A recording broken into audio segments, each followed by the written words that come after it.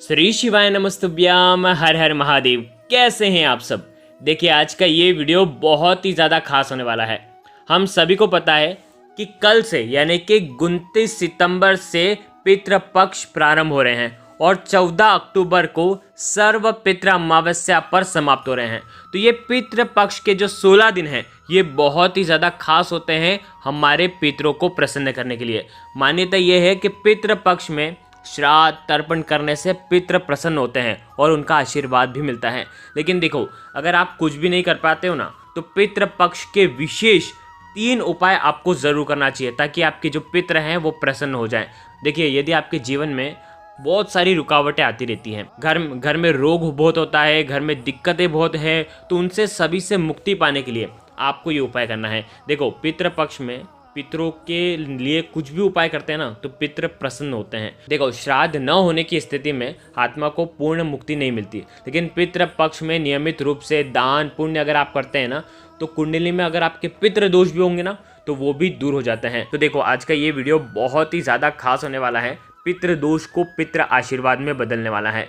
देखिए, आज के इस वीडियो में जो भी हम उपाय बताएंगे वो पूज्य गुरुदेव की ही कथा सुन करके समझ करके समझाने का प्रयास करेंगे। लेकिन उससे पहले आप सभी से रिक्वेस्ट करते हैं, अगर आप पितरों का आशीर्वाद प्राप्त करना चाहते हैं तो चैनल को ज़रूर सब्सक्राइब करें और कमेंट में एक बार जय पितृदेव सभी को लिखना है, ताकि आपके पितृ जो है वो प्रसन्न हो जाए और आप उन्हें दिल से याद करें।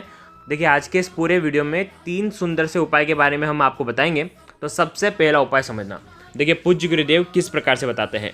पितृपक्ष के 16 दिनों में आपको ये उपाय करना है। 16 दिन में जब भी आपकी इच्छा हो तब आप ये उपाय कर सकते हैं।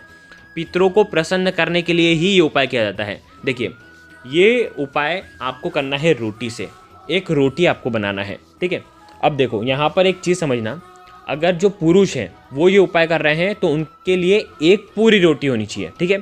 अगर कोई महिला ये उपाय कर रही है, महिला यानी कि जो कोई शादीशुदा हो, शादी होने के बाद जो महिला ये उपाय कर रही हैं, तो उनको एक रोटी के 2 टुकड़े कर लेने हैं। आ गई इतनी बात समझ में।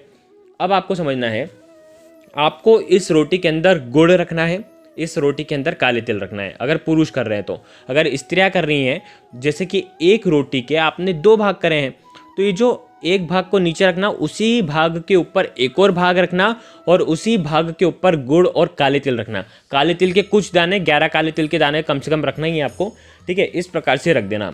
अब देखो, आपके घर में कोई भी पितृ, आपके घर में पितृ दोष दूर हो, पितृ पक्ष में पितरों के लिए ये उपाय आप कर रहे हैं, तो आपको क्या करना है, ये रोटी आपको ले जाना है और गौ माता को आज के दिन, देखो पितृ पक्ष में किसी भी दिन, अगर आपको याद है कि आपके जो पूर्वज है, आपके पूर्वजों की तिथि अगर आपको याद है, तो आपको क्या करना है, उसी दिन आप ये उपाय कर सकते हैं। या तो आप 16 दिन करना चाहते हैं तो 16 दिन भी ये उपाय किया जा सकता है। अगर आप कोई भी विशेष दिन करना चाहते हैं, विशेष तिथि पर, जैसे शनिवार हो गया, जैसे कि एकादशी हो गई, जैसे कि सर्व पितृ अमावस्या हो गई, तो उस दिन भी आप ये उपाय कर सकते हैं। ये उपाय बहुत ही ज़्यादा खास है। आपको किसी भी गौ माता को ये आपको खिला देना है।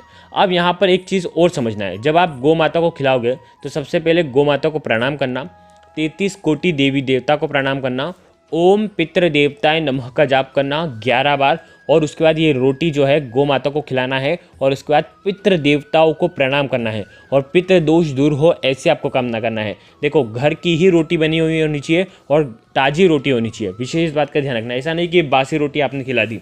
और एक चीज़ और आपको समझना है कि जब ये उपाय, अगर आप समझना कि शुक्रवार से पितृपक्ष चालू हो रहे हैं, ठीक है, तो आप क्या करना, अगर रविवार, गुरुवार और मंगलवार, ये 3 बार के दिन अगर आप ये उपाय कर रहे हैं, तो आपको हो सके तो लाल रंग की गौ माता को आपको ये खिलाना है, रोटी और गुड़। आ गई आपको बात समझ में। अगर आप ये उपाय शनिवार के दिन कर रहे हैं तो काली रंग की गौ माता को आपको खिलाना है। यदि आप ये उपाय शुक्रवार को कर रहे हैं, सोमवार को कर रहे हैं, बुधवार को कर रहे हैं, तो आपको फिर सफ़ेद रंग की गौ माता को ये खिलाना है। देखो, यदि आपके घर के आसपास ऐसी गौ माता नहीं है विशेष कलर की, तो आप किसी भी गौ माता को खिला सकते हैं। लेकिन अगर आपके घर के आसपास गौशाला है तो विशेष ध्यान रखना, ऐसी गौ माता को आपको ज़रूर खिलाना है। तो ऐसी गौ माता को अगर आप खिलाते हैं तो आपका पितृ दोष निश्चित ही दूर होता है और पितृ आप पर प्रसन्न होते हैं। तो ये पहला उपाय तो सभी को करना है। देखो, गौ माता तो हमारे इसमें सर्व पूजनीय है। अब हम बात करते हैं दूसरे उपाय की।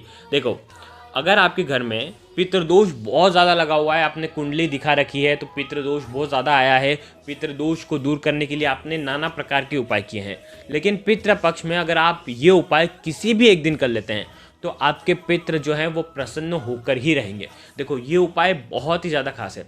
आपको क्या करना है समझना, तांबे का पात्र लेना है, ठीक है। तांबे के पात्र के अंदर आपको जल भर देना है, ठीक है। साथ में लेना है 11 काले तिल के दाने, ठीक है। 11 काले तिल के दाने, तांबे के पात्र के अंदर जल। और अब आपको क्या करना है, सबसे पहले क्या करेंगे, तांबे के पात्र के अंदर जो जल होगा वो आपके घर के मटके का जल ही होना चाहिए। देखो पितरों को प्रसन्न करना है तो आपके घर के मटके के वहाँ पर ही पितरों का स्थान होता है। तो पूज्य गुरुदेव कहते हैं कि मटके का जल लेना और उसके अंदर 11 काले तिल के दाने डालना और इस जल के पात्र को लेकर के पूरे घर में घूम जाना ओम पितृ देवताय नमः का जाप करते हुए, ठीक है। वॉशरूम को छोड़ देना, अशुद्ध स्थानों को छोड़ करके पूरे घर में घूम जाना और उसके बाद आप आपके घर के बाहर निकलना और आपके घर के नज़दीक में जो भी भगवान शिव का मंदिर हो वहाँ पर जाना और भगवान शिव के शिवलिंग पर ये काले तिल मिश्रित जल से भगवान शिव का अभिषेक करना है। जब आप अभिषेक करोगे तब आपको पितरेश्वर महादेव का नाम लेना है। देखो स्क्रीन पर आपको मिल जाएगा नाम, पितरेश्वर महादेव के नाम से जो भी जल अर्पित करता है पितृदोष निश्चित ही दूर होते हैं और पितृ आशीर्वाद आपको प्रदान होता है। ध्यान रखना 24 से 72 घंटे के अंदर ही आपको ऐसा लगेगा, आपका दिल जो है वो हल्का हो जाएगा, आपका मन जो है वो हल्का हो जाएगा और आपके जीवन में खुशी आएगी। तो ये उपाय आपको करना है। देखो 16 दिन में जब आपकी इच्छा हो तब आप ये उपाय कर सकते हैं। अगर रोज़ भी करना चाहते हैं ना तो बहुत ही अच्छी बात है, रोज़ भी आप ये उपाय कर सकते हैं, ठीक है। इस प्रकार से ये दूसरा उपाय आपको करना है और ये उपाय आप सुबह से लेकर के रात्रि तक कर सकते हैं जब आपकी इच्छा हो। अब हम बात करते हैं तीसरे उपाय की। ये उपाय कुल देवी देवता को भी प्रसन्न करता है, साथ ही साथ आपके पितरों को भी प्रसन्न करता है। देखो पूज्य गुरुदेव कहते हैं कि पितृ अगर प्रसन्न हो जाते हैं तो घर के रोग दूर हो जाते हैं, घर की तकलीफ़ें दूर हो जाती है, संतान संबंधित परेशानियां दूर हो जाती है, व्यापार अच्छे से चलने लगता है, बच्चे आपकी बात भी मानते हैं और घर से क्लेश भी दूर हो जाता है। तो आपको क्या करना है समझना, आपको पंचामृत लेना है। पंचामृत कैसे बनता है मालूम है ना, दूध, दही, घी, शक्कर, शहद, ठीक है। इन सभी को मिला करके थोड़ा सा पंचामृत आपको तैयार कर लेना है। एक स्टील की कटोरी में या आप स्टील के लोटे में भी पंचामृत तैयार कर सकते हैं। पंचामृत तैयार कर लिया, साथ में लेना है एक बेलपत्र। बस ये 2 चीज़ लेना है और आपका पितृदोष दूर हो जाएंगे, पितृदोष पितृ आशीर्वाद में बदल जाएंगे। आपको ये दोनों चीज़ लेकर के भगवान शिव के मंदिर में जाना है।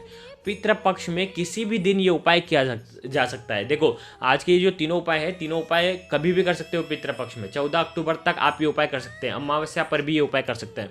करना क्या है, सबसे पहले एक बेलपत्र आपको माता अशोक सुंदरी वाले स्थान पर आपको अर्पित करना है। चिकना वाला हिस्सा नीचे होना चाहिए और खरदुरा वाला हिस्सा ऊपर होना चाहिए। अब देखो यहाँ पर एक बात समझने जैसी है, पूज्य गुरुदेव कहते हैं कि हमेशा हम डंडी की तरफ रखते हैं बेलपत्र की जलाधारी की तरफ, लेकिन इसमें उल्टा करना है। इसमें जो डंडी होगी वो भगवान शिव की तरफ होनी चाहिए। इस प्रकार से आपको ये बेलपत्र अर्पित कर देना है और आपके हाथ में पंचामृत है। ये पंचामृत आपको क्या करना है, माता अशोक सुंदरी के ऊपर जो आपने बेलपत्र रखा है उसमें थोड़ा सा पंचामृत अर्पित करना और बाकी का जो पंचामृत है वो भगवान शिव के शिवलिंग पर आपको अर्पित कर देना है।